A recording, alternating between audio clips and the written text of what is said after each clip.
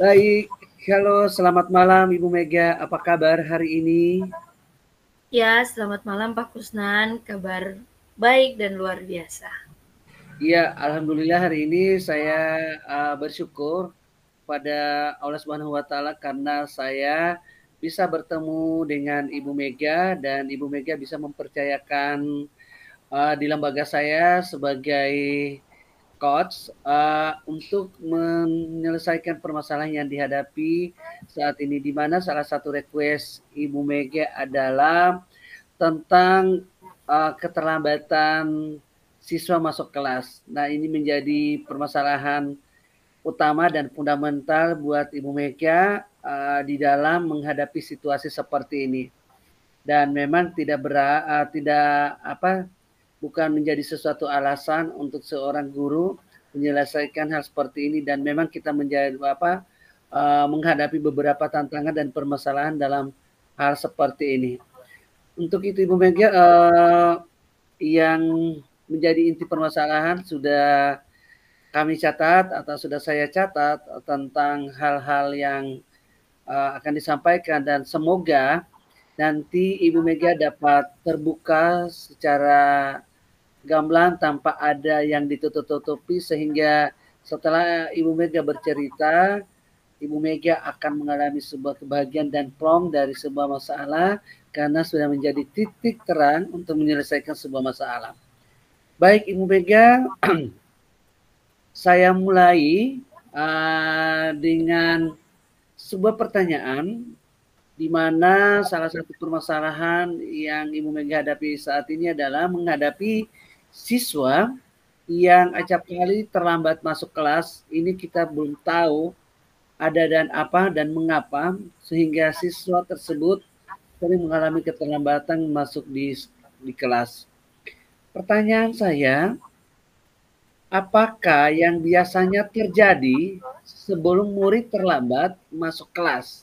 Jadi sekali lagi, apakah yang biasanya terjadi sebelum murid terlambat masuk kelas? Mungkin ada pengalaman-pengalaman masa lalunya sehingga anak membuat sering terlambat masuk kelas. Bagaimana Ibu? Ya, terima Ya. kasih Pak Kusnan. Memang permasalahan ini sangat menjadi tanggung jawab merasa bertanggung jawab sekali buat saya karena sangat berpengaruh ketika banyak siswa-siswi saya terlambat ketika saya mulai adakan pendekatan dengan para siswa-siswi saya, menanyakan apa sih sebenarnya yang menjadi permasalahan sehingga mereka sering sekali terlambat. Dan ketika adanya pertemuan empat mata dan saya pun menggunakan metode segitiga restitusi untuk menanyakan permasalahan mereka dan kedapatan ternyata mereka sering terlambat dikarenakan jarak dari rumah ke sekolah itu agak jauh dan juga ada kendala ketika mereka dalam perjalanan pun diperhadapkan dengan macet di tengah jalan. Tetapi ketika saya telusuri lebih dalam, ternyata ada juga alasan lain, Pak Kusnan, di mana anak-anak ini sering sekali terlambat karena terlambat bangun pagi, sehingga mempersiapkan diri juga yang sebenarnya harusnya kalau tahu jarak tempuh itu cukup jauh, berarti harus mempersiapkan sesuai dengan prediksi waktu yang akan ditempuh. Tetapi karena kesulitan dalam bangun pagi dan mungkin kurangnya dorongan dari lingkungan keluarga sehingga membuat mereka sering sekali datang terlambat. Mungkin itu Pak. Baik, ya, baik. Luar biasa, sangat menginspirasi ya jawaban yang disampaikan oleh Ibu. Mudah-mudahan ini menjadi satu solusi ketika Ibu menjelaskan atau menyampaikan ke kami. Baik Ibu, menindaklanjuti dari jawaban yang sudah Ibu sampaikan. Nah, muncul lagi pertanyaan ini, bagaimana Ibu mengidentifikasi alasan utama di balik keterlambatan para siswa ini? Jadi sekali lagi, bagaimana Ibu mengidentifikasi alasan utama di balik keterlambatan para siswa ini? Ya, Saya mengidentifikasinya ketika saya memanggil secara pribadi masing-masing siswa saya yang sering terlambat dan mulai berbicara empat mata, menanyakan hal-hal yang menjadi kendala, sehingga ada pun alasan-alasan yang keluar daripada para siswa saya, yaitu seperti yang sudah saya jelaskan tadi. Sehingga saya mulai mencari tahu, lebih mengenal pribadi mereka. Oh, ternyata memang alasan yang mereka sampaikan memang benar adanya. Jadi kurang lebih seperti itu Pak Kusnan. Iya, baik sekali ya. Ini memang harus kita identifikasi sebab musabab dari sebuah permasalahan yang dihadapi oleh Ibu ya. Baik Iya. Ibu, nah dibalik dari setelah kita bisa atau mampu mengidentifikasi, ini kira-kira bagaimana dampak keterlambatan terhadap pembelajaran mereka, Bu? Bagaimana dampaknya ya? Jadi ini kita kembali merefleksi tentang bagaimana dampak keterlambatan terhadap pembelajaran mereka. Karena otomatis ya sudah terlambat ya Bu ya. Iya, Silakan. pastinya dampak dari keterlambatan dari para siswa ini sangat berdampak bagi saya ketika dalam proses pelajaran melakukan proses pembelajaran di dalam kelas, karena ketika proses sudah berjalan, sudah ada tahapan-tahapan yang sudah dilalui oleh rekan-rekan yang ada di dalam kelas dan tiba-tiba ada beberapa siswa yang bukan cuma satu atau dua orang, tetapi sampai 3-4 orang yang sering terlambat di sekolah saya. Oleh karena itu, sangat-sangat mengganggu proses pembelajaran yang ada di dalam kelas saya dan harus menyesuaikan kembali, harus tetap memberikan mereka ruang dan waktu untuk bersama-sama dalam proses pembelajaran. Jadi ada kembali untuk boleh memberikan arahan dan memakan waktu juga, sedikit memakan waktu karena harus memberikan sedikit arahan buat para siswa yang sering sekali terlambat dan pastinya mengganggu aktivitas proses pembelajaran dari teman-teman sekelas. Jadi mungkin kalau ditanyakan dampak, sangat berdampak bagi proses pembelajaran di dalam kelas saya, Pak. Iya. Baik, luar biasa sekali, ini sangat berdampak ya Bu ya. Jadi Iya. setelah kita kembali merefleks, memang dampaknya itu sangat berpengaruh terhadap pembelajaran mereka. Nah, setelah kita merefleksi dari dampaknya, kira-kira ini kita masuk pada tindakan ya. Apa langkah konkret yang telah diambil untuk mengurangi keterlambatan para murid ini? Jadi sekali lagi, ini tindakannya kita ya Bu ya. Apa langkah konkret yang telah diambil untuk mengurangi keterlambatan para siswa ini, Bu? Ini Ya. masih ada waktu 8 menit ya. Oh iya Pak. Langkah konkret yang saya sebagai guru ambil dalam menindaklanjuti keterlambatan dari para siswa-siswi saya ini, saya melakukan metode segitiga restitusi, di mana saya memanggil para siswa-siswi saya untuk boleh berbicara empat mata, hati ke hati, untuk menanyakan apa yang menjadi permasalahan.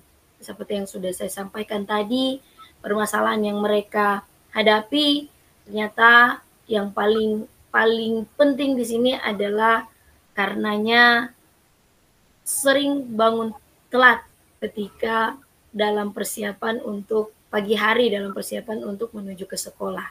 Dan di dalamnya saya pun ikut berbicara, menyampaikan apa yang boleh saya sampaikan sebagai seorang guru untuk memberikan motivasi kepada siswa-siswi saya yang sering sekali terlambat.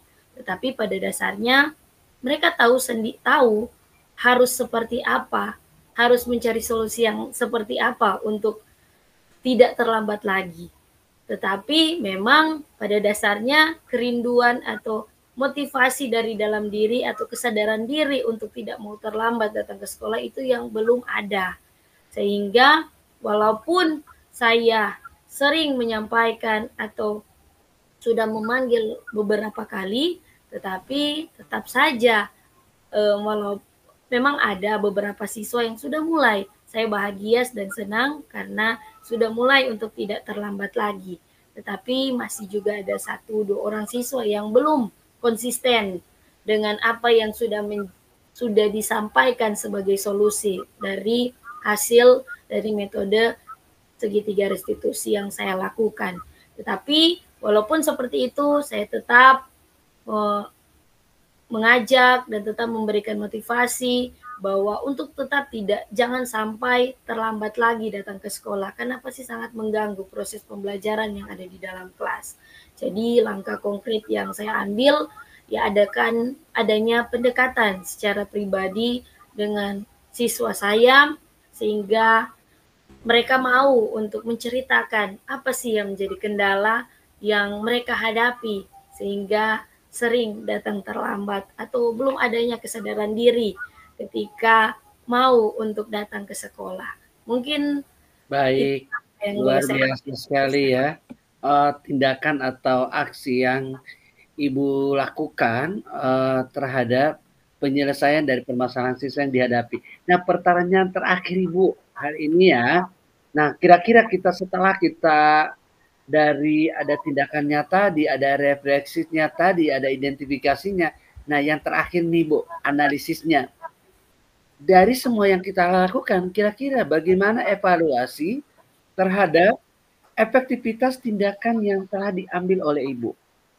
Jadi ini analisisnya. Ini kebetulan waktunya masih ada 5 menit. Disilakan Ibu. Ya, terima kasih Pak Kusnan. Untuk evaluasi yang boleh saya ambil ketika saya berevaluasi dalam tindakan yang saya boleh ambil ketika menghadapi siswa-siswi saya yang sering terlambat, yaitu saya merasa bahagia dan senang karena ada dampak positif yang mereka tunjukkan. Walaupun belum maksimal ya Pak Kusnan, belum maksimal, belum 100% lah dikatakan. Tetapi mereka sudah mulai menunjukkan respon, bukan dari kata-kata saja. Iya Bu, saya akan berubah. Iya Bu, saya tidak akan terlambat lagi. Tidak, bukan hanya dari kata-kata saja, tetapi dari tindakan yang mungkin awalnya datangnya sampai sekolah 7:30, setelah ada pembicaraan mulai naik sedikit jadi jam 7:10, jam 7:05, dan akhirnya tidak terlambat lagi jam 7. Memang tidak langsung signifikan perubahan, bertahap, tapi di dalamnya saya senang sekali karena ada perubahan yang mereka boleh tunjukkan walaupun dalam bertahap. Jadi mungkin evaluasi saya juga ke depan akan lebih konsisten lagi untuk memberikan perhatian bagi para siswa-siswi saya. Bukan hanya para siswa-siswi yang sering terlambat, tetapi bagi yang lain juga supaya tidak akan ke arah tidak akan jadi seperti yang sudah sering terlambat. Jadi sering mengingat-ingatkan, dan ya mungkin itu menjadi evaluasi saya akan lebih konsisten dalam boleh memberikan arahan atau motivasi bagi para siswa-siswi saya. Mungkin itu Pak Kusnan. Baik, luar biasa sekali ya. Setelah tadi kita mengetahui dari tujuan, kemudian kita mengidentifikasi, kemudian kita merefleksi, kemudian ada tindakan, dan terakhir adalah aksi yang berupa evaluasi.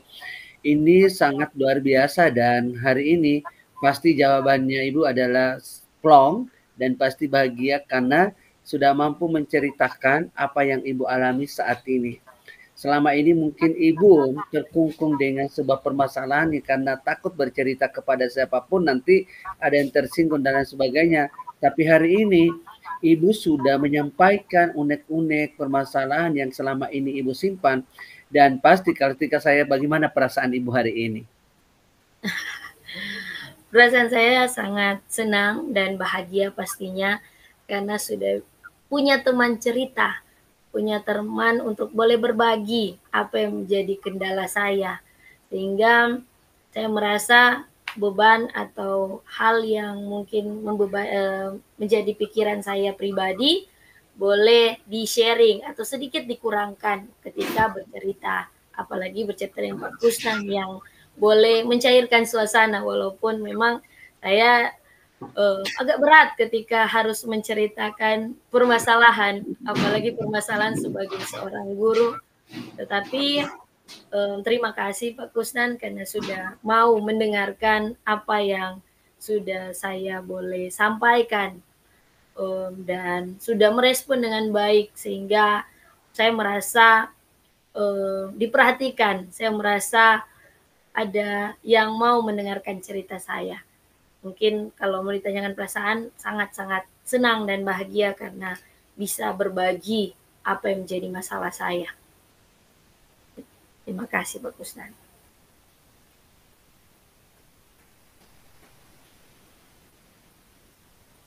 Mungkin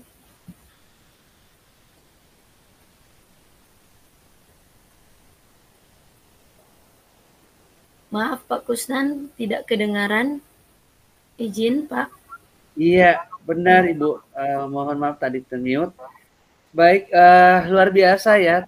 Pas 15 menit ya, karena tadi kita mulai pukul 19.25 dan sekarang menunjukkan 19.40. Tepat dan Ibu sudah menyampaikan segala permasalahan yang mungkin selama ini Ibu tidak sampaikan ke orang lain, tapi lewat coaching klinik ini menyampaikan dan Ibu merasa bahagia dan saya pun sebagai coach hari ini merasa bahagia karena bisa berbagi dan mendengarkan cerita-cerita yang Ibu sampaikan dan itu juga menjadi satu motivasi dan inspirasi sebagai saya untuk bisa saya praktekkan jika suatu saat yang menghadapi seperti permasalahan yang Ibu hadapi, begitu tabah, sabar menghadapi anak-anak seperti ini, tapi dengan kesabaran Ibu ada hasilnya. Anak-anak kembali menyadari dibalik dari keterlambatan ketika masuk sekolah karena ujung-ujungnya merugikan mereka sendiri. Baik Ibu, atas nama coach dalam kegiatan coaching klinik ini menyampaikan terima kasih karena sudah memilih lembaga kami sebagai tempat Ibu menyampaikan segala permasalahan yang dihadapi ketika berada di sekolah. Terima kasih. Terima kasih. Ya, baik.